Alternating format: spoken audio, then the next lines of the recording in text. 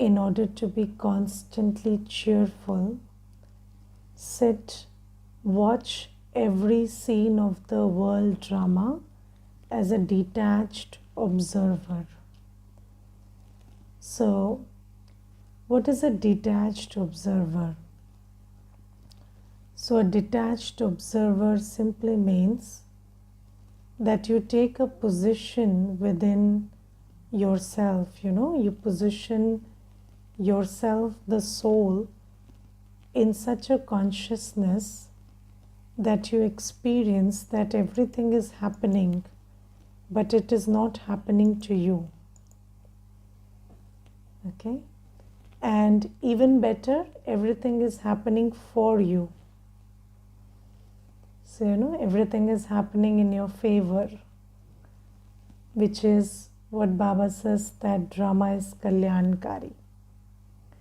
So, it is when the soul positions itself in such a place in its consciousness that you are able to hold this attitude that everything is happening, but it is not happening to me. That is, it is not affecting me negatively. Nothing negative is happening. And the second thing is, everything is happening for me. That is, it is rigged in my favor.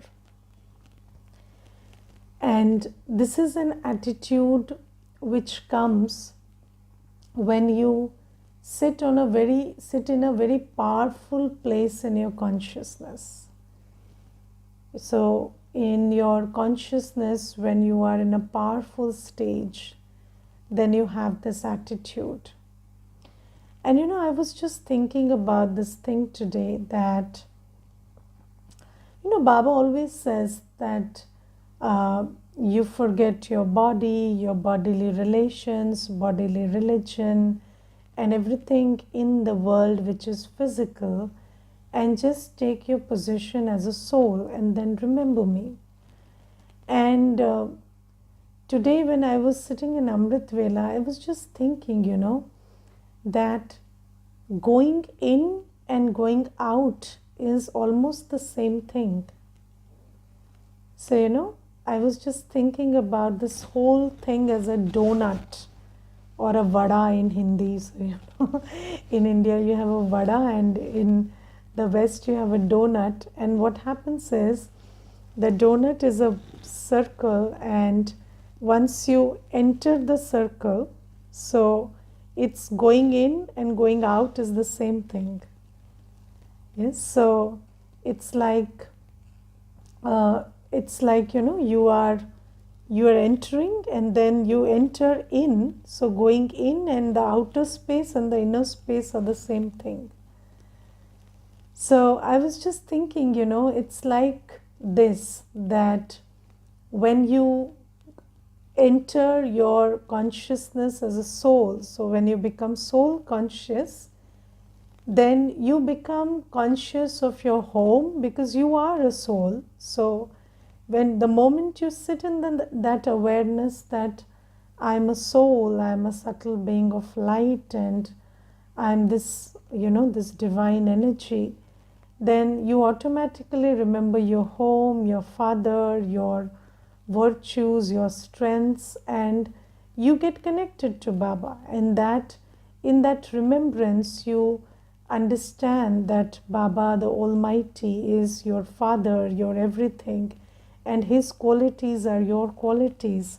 So when you sit in soul consciousness, then the natural and automatic next step is to be, supreme soul conscious, or conscious about Baba's presence. Because when you are a soul, then who are you? Your whole identity is defined by Baba and your home and your qualities. So you become aware of all of that in a second. So if you understand soul consciousness properly, then you will become supreme soul conscious, and you will become conscious of your home and fortune. So I was just thinking that this is so magical, and in order to be seated on that powerful seat in your consciousness, what you have to do is become soul conscious, and in that soul consciousness you are connected with Baba, you remember your home, and you are in a very powerful place. And when you are in a very powerful place yourself, then it is very easy to detach from everything on the outside. Because anyways, attachment is because of weakness. So why are you clinging on to everything? Because you're weak. So if somebody has lost a leg, then that one would be very attached to the to the support, to the Baisakhi, to the crutch, right? But if that person gets operated and they have their leg back and that leg is functional, then will they be attached to the crutch? No, because that crutch is redundant now. So, this body consciousness and attachment to everything outside is just the crutch we are holding on to, because, in our inner space, we are very weak. And when I sit in soul consciousness, when I remember Baba, then I am in a very powerful place, and automatically I am detached from that which is not me. And that which is not me is the body, the everything that is happening around. And why is it important to be detached from all of that? Because all of that is part of a predestined drama. So, the body and the events and the people around you and whatever is happening around you, they are all part of a predestined drama.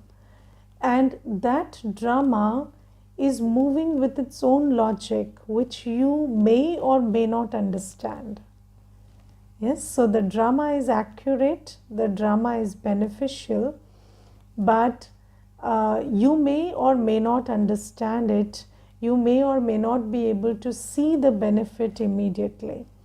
But it's all part of a big drama. And then Baba says that when you are body conscious, you have this sense of I and mine. Yes, मैं और मेरा. And in that, you start getting affected by what is happening according to the predestined drama. So, when the body has to fall ill, it will fall ill. Yes, there is a karmic settlement which has to happen through the body. It happens through the body. But when you are attached, you spend a lot of time and thought thinking, why did this happen, and what went wrong, and what did I do wrong, and yes, so all of that will happen. And then what happens is, when you waste your time doing that, then you lose your happiness. Yes, don't you lose your happiness? And how will an unhappy soul respond?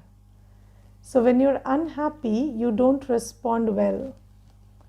So when you lose your happiness, happiness is the nutrition of the soul.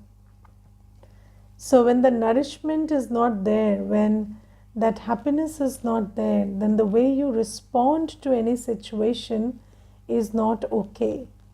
So this is why Baba says that always sit on this powerful seat in your consciousness, this soul consciousness, and in that seat you are detached from every event outside, and you're watching it as if it is happening, but it is not happening to you, because you are free from this I and my consciousness. And when you're free from I and mine, then you don't lose your happiness. And when you don't lose your happiness, you respond well. Yes, because have you heard that song, जब दिल ही टूट गया तो जी के क्या करेंगे?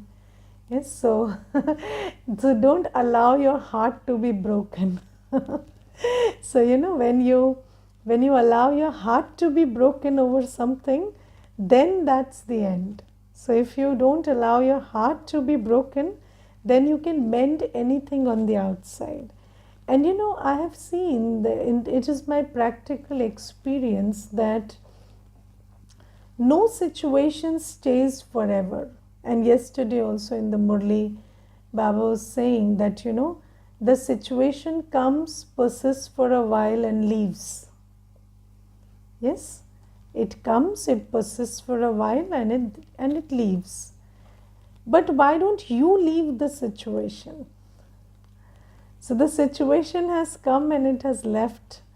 But why don't you leave the situation? Now, what does it mean by what Baba says that why don't you leave the situation? So if you let the situation make you lose your happiness, that means the situation left a scar on you. And the most important thing to do is not allow anything to leave a scar on you, whether it's something with the body, whether it's something with the money, it's something with the relationships, anything, let it not scar you. Because if it can't scar you, then it's just a scene in drama. But if it scars you, it becomes part of you. Yes, so, and for that, you have to make preparation. If you don't prepare yourself in your consciousness, then everything that is happening will scar you. Yes, and it will make you lose your happiness.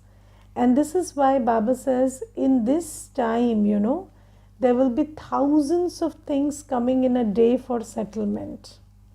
Yes, it will not be less. There will be a lot of things which will come for settlement. And in this time of settlement, you have to position yourself as a detached observer. And you can only position yourself as a detached observer when you're soul conscious and with Baba. So build that state of soul consciousness so that you can let everything come, take its time to pass and leave. And then you are able to respond to everything from a happy state. Yes, because there are two things which you have to do when something happens. One is not get affected and second is respond. Yes, both the things have to be done. It's not like, you don't have to respond. Like maybe, somebody is doing something which is affecting your reputation or your finance or something. Yes.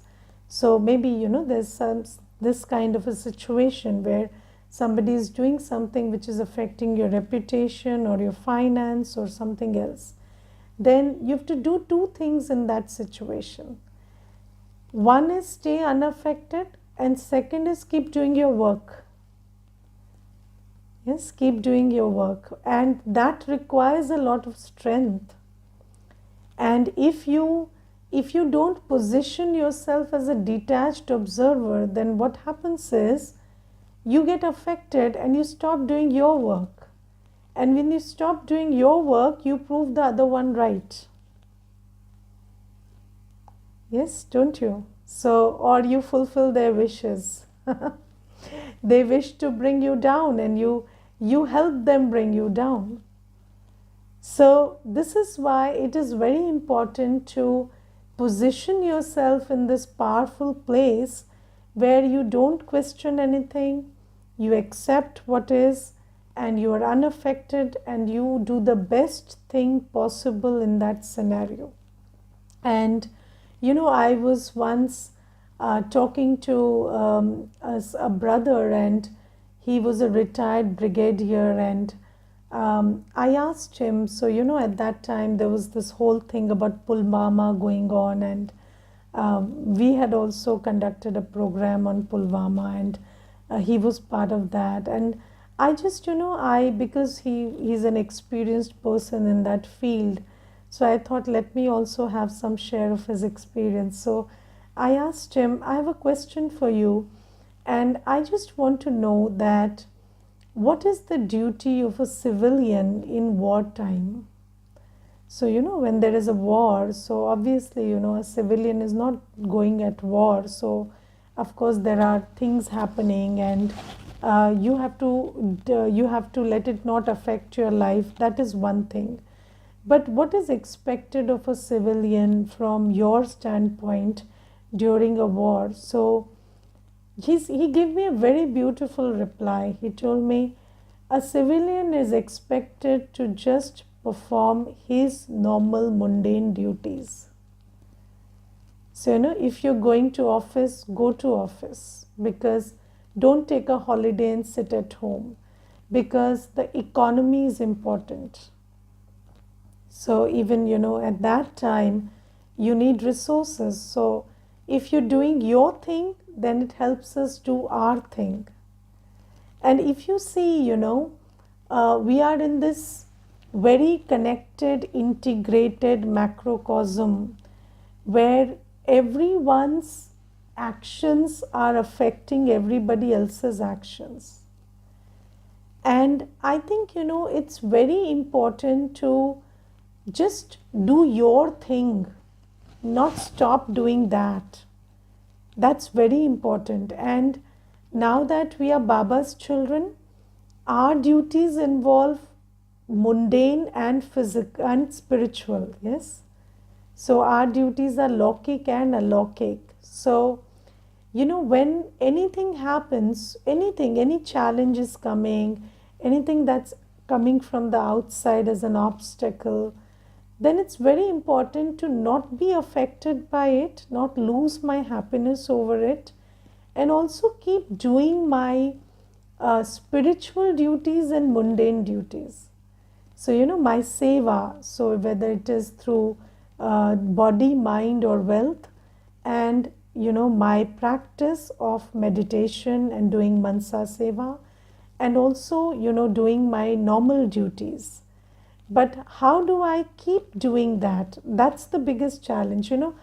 I think, in this whole Brahmin life, the most important thing is being consistent and growing consistently.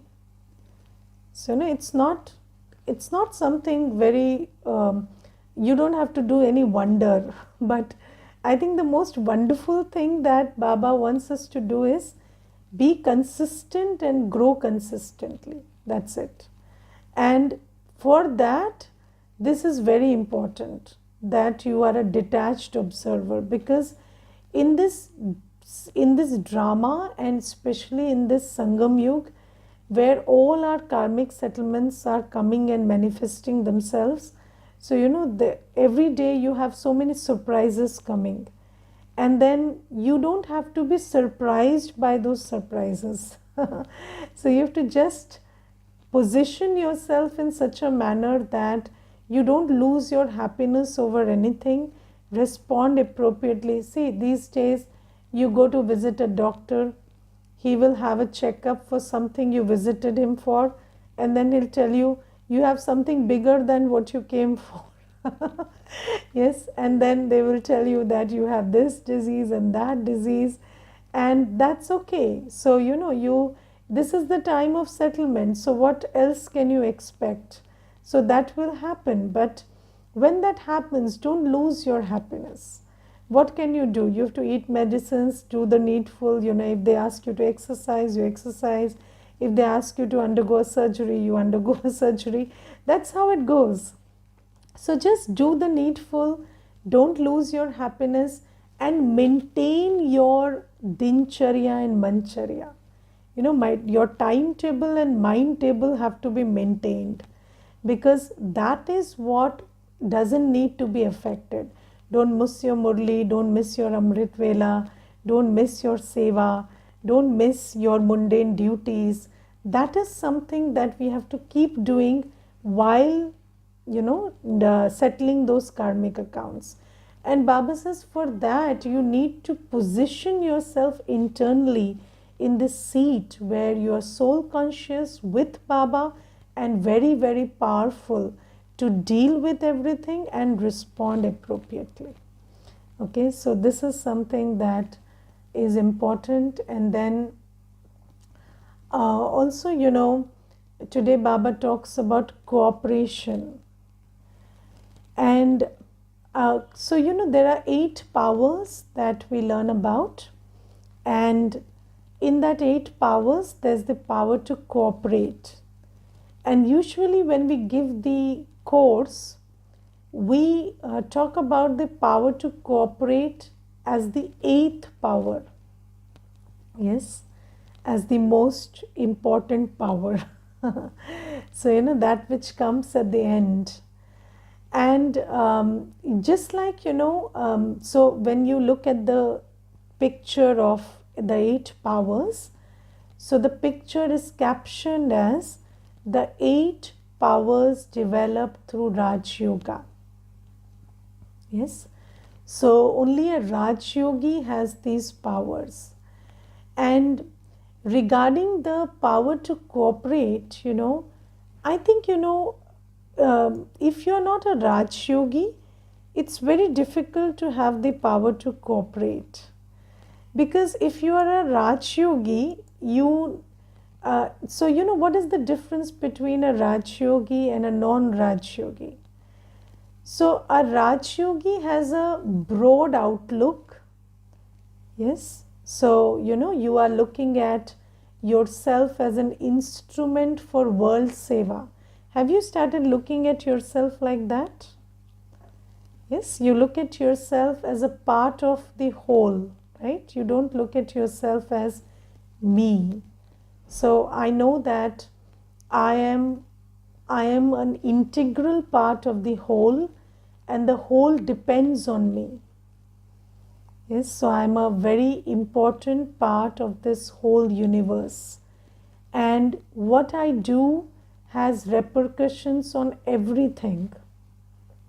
And it is very important that you understand that when you are a Raj Yogi, you understand that individual actions and collective actions both have to go together in such a way that we create a new world. Yes, so we are doing everything to create heaven on earth, and you have this perspective, you have this attitude, this vision that I want to create heaven on earth on Baba's directions. And when you have this broad outlook, this broad intellect, only then can you cooperate. Because when you're body conscious and you're very myopic in your outlook, then you are always thinking about us versus them, or me versus you. But the world will not become heaven with this me versus you attitude. So selfishness cannot create heaven on earth.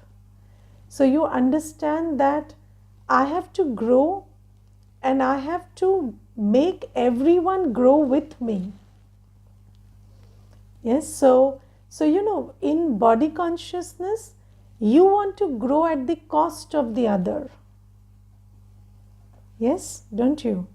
You always want to grow at the cost of the other. And in body consciousness, it makes you feel better that you have something which others don't have. Right? And you always want to, so in this world, what is the marketing strategy? So everybody who is marketing well, they tell you, I am giving you something that nobody has. So this is a unique collection, a unique piece, a unique creation, and you buy this dress, and this dress nobody has.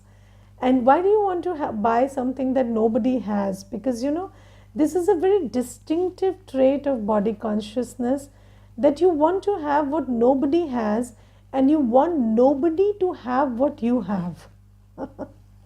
Yes, so you want to grow, you want to be better, but you also want the other person to not pace up with you. You don't want to be, you don't want the other one to be like you. Yes, is it not? So this is how body consciousness works. And then in soul consciousness, Baba says, united we rise, united we fall. Yes, so Baba says you have to build a kingdom. So you cannot become just the king and rule alone. Imagine a king in Satyug with no servants, nothing, no praja to rule over. Is that a good idea? So Baba says, no, you cannot become a king alone. You need your whole Rajdhani, right?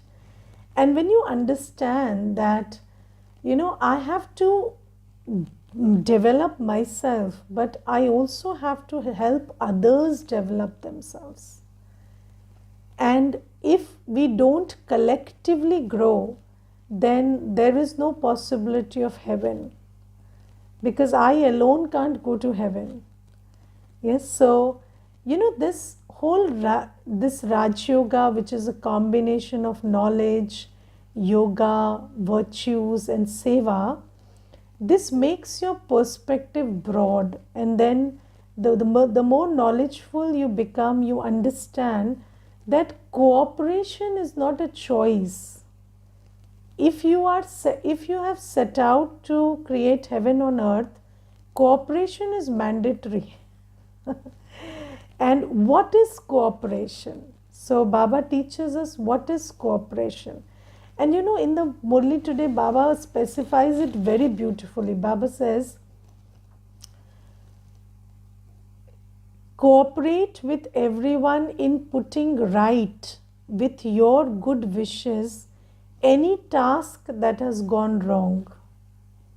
Yes. So in the world, when any task goes wrong, what is important is not setting it right. What is important is finding the person you can blame it on. Yes, so there is this story that is told in the world that there were two people, two persons, two boys, and they were crossing the jungle. And then they spotted a lion coming behind them. And then this one person started running, and the other one asked, even if you run, can you run faster than the lion? So the other person said, I don't have to run faster than the lion, I have to run faster than you. Because if you become the food for the lion, then I'm saved. So this is the story of the world. So in the world, it's all about putting the other person into trouble and saving yourself. But Baba says, when you become spiritually aware, that's not doing any good to your karma, and it is not helping you build heaven. Yes, so that's not how we function. So Baba says, when you are a cooperative soul, when you are a powerful, knowledgeful Rajyogi soul, what do? If a task has gone wrong, you don't spend your energy putting someone under the bus. You don't spend your energy finding who to blame. You spend your energy correcting the task. This is cooperation. Yes, so you don't start doing, I told you so, and you still did it, and now see this happened, or now you are to blame, I don't care what happened. You cooperate by setting it right. So this is the first thing about cooperation that Baba teaches, and Baba says for that you need good wishes, and every task can be set right. Nothing is spoiled to a point where it cannot be set right. But do you have the willingness to set something right, to make it right? Yes, so this is something. Then second thing Baba says is, set right any sanskars that have been spoiled. So any sanskars that have been spoiled. So every soul these days, because of the Kali Yuga environment and according to the drama, they have their sanskar spoiled.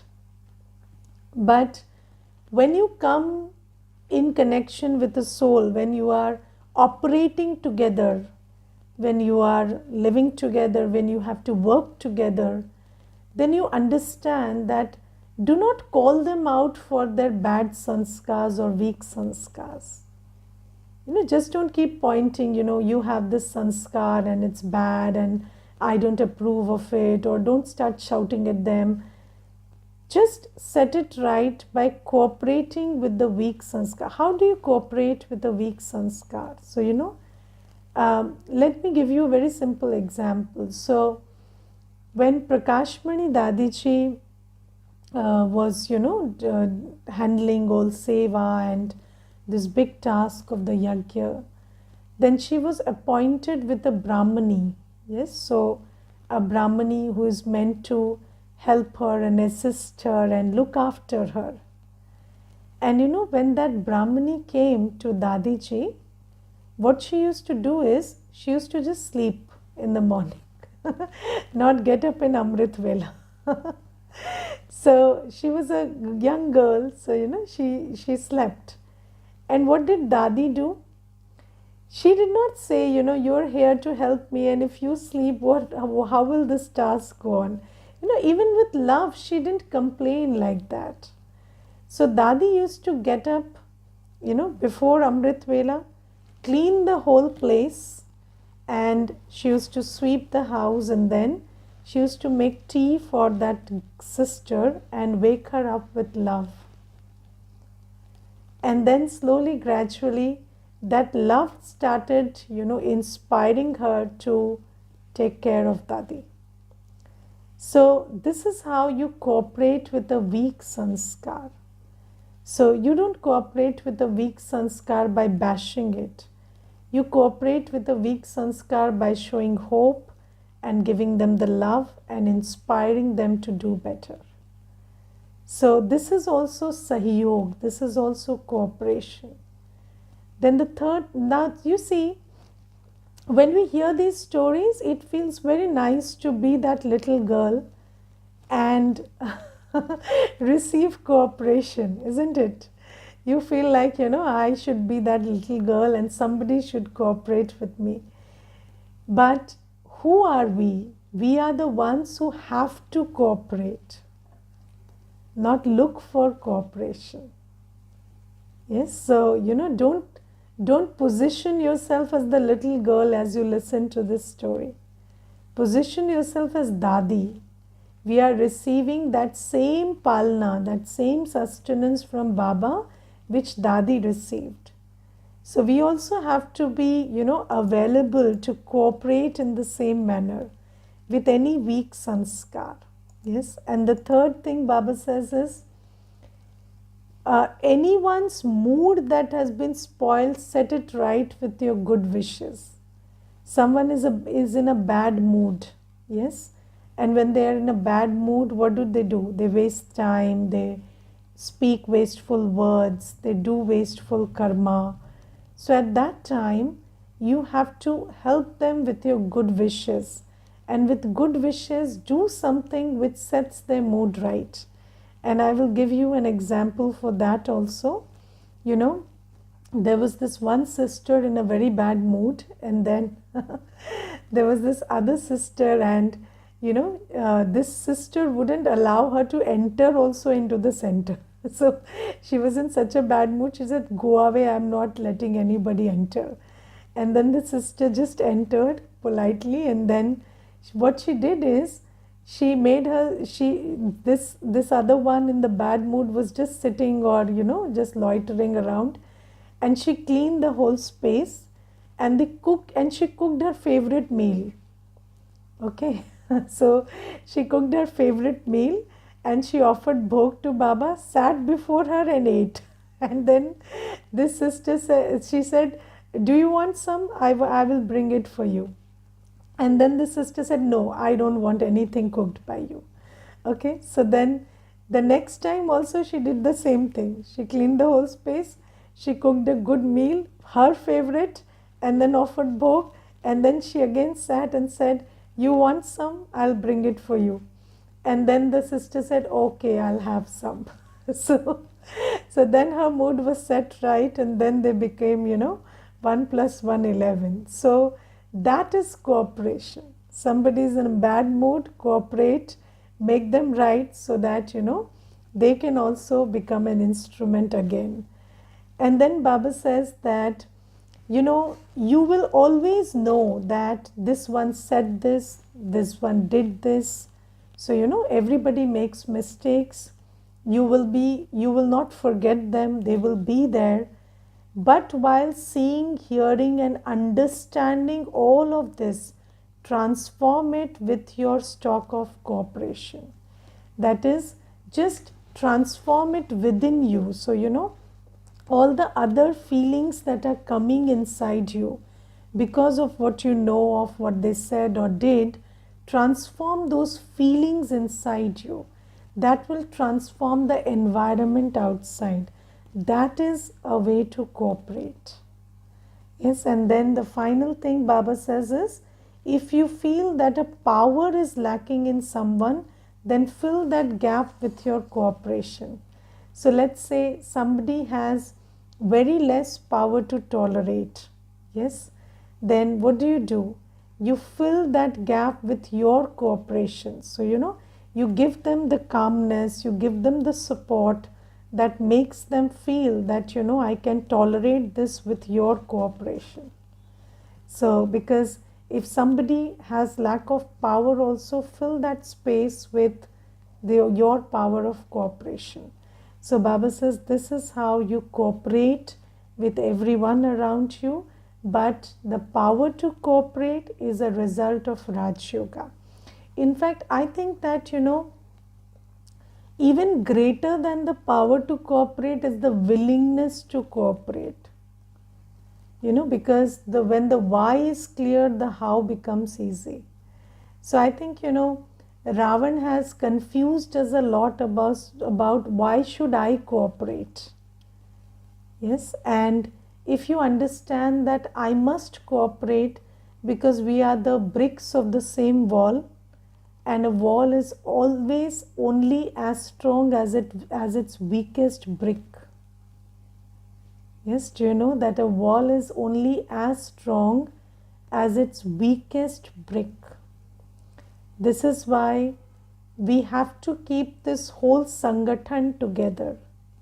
If anybody is weak, I have to fill in there and I have to charge them up. I cannot say, I will prosper and this one should be neglected behind. No, because a Rajdhani has to be created. So have this aim, have this broad vision, have the willingness to cooperate, take the power and love from Baba, take the good wishes from Baba which you can lend as power to cooperate to others. Okay? Om Shanti.